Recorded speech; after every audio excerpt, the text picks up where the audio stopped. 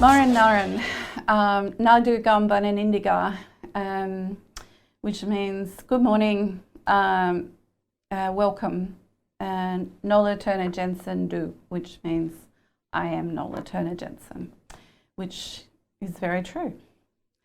I'm going to talk about preparing for a meeting with Aboriginal and Torres Strait Islander people, communities, groups, something that a lot of people are probably due to what their lack of education about Aboriginal and Torres Strait Islander protocols and engagement needs is become quite politicised or complex, when really it is just learning from each other and how to include the needs of each other.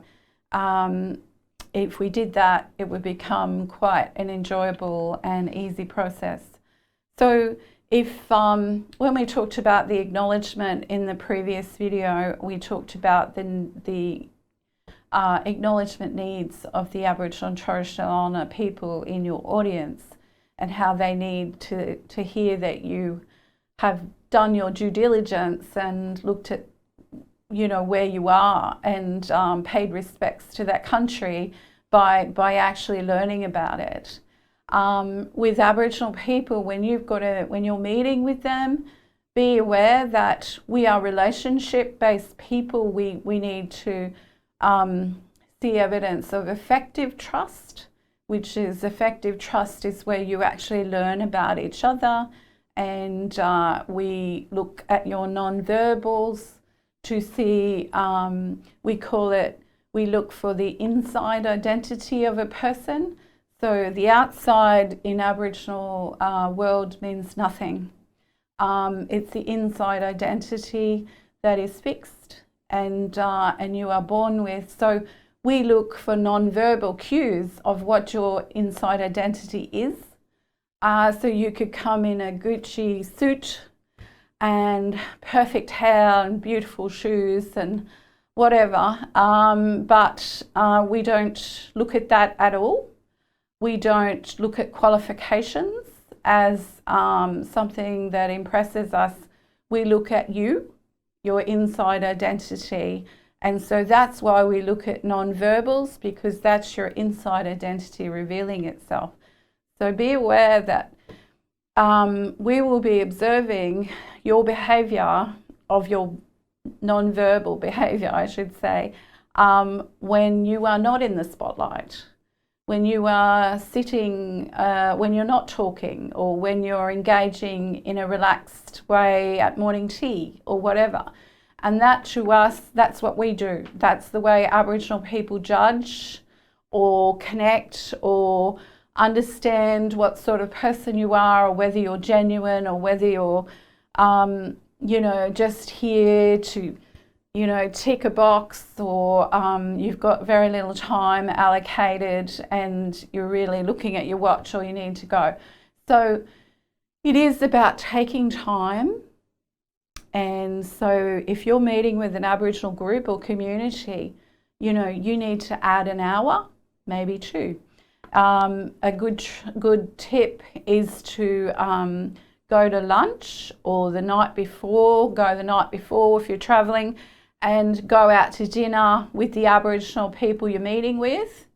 And that way relationships are built, and when you get to the meeting, it is about the business at hand. Whereas if you go to a meeting without meeting anybody, like without having that connection first, then time needs to be added to get the connection, to show the respect, to build the relationship. So that has to happen. So also another tip is, if you are, let's say you're going to the group and you want to do some work with the community, and you're going to bring in you want an artist, or you want someone to film them. Let's say you want someone to film.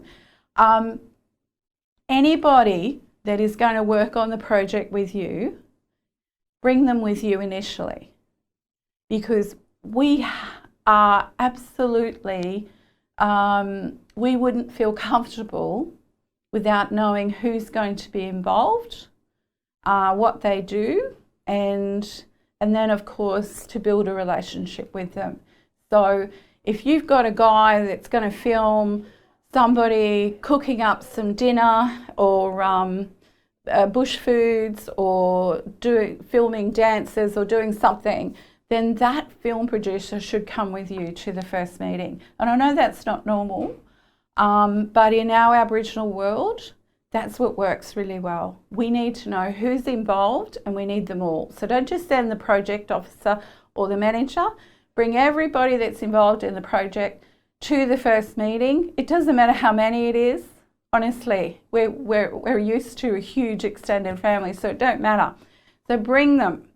And then everybody will feel, it'll happen so much quicker because the relationships have been established.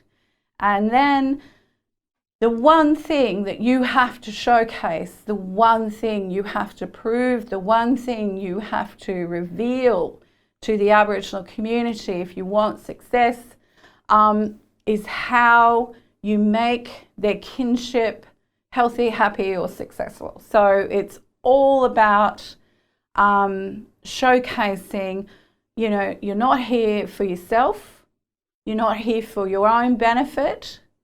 If you all come to this community or to this organisation, then they're the experts. Otherwise, why have you come? So it's not about you. You have to say, you are the experts, I'm here to learn. And also, I am here to help you in your role to make whether it's to sustainability, to make the country healthier, to make your community healthier. I am here to support and learn from you and to also support you in your goal of having a healthy and thriving community. And we never get to hear that very much. It's usually about what the organisation can do, how great it's been, what it's done, how wonderful it is, how many Aboriginal people work for it. But that's not what we want to hear. We want to hear that you acknowledge that Aboriginal, our knowledge, is expertise, and that you're here to learn as well. So it's a reciprocal relationship. We always have worked by and continue to work by reciprocal or mutualistic relationships, and that's key to engaging with Aboriginal and Torres Strait Islander people. Thank you.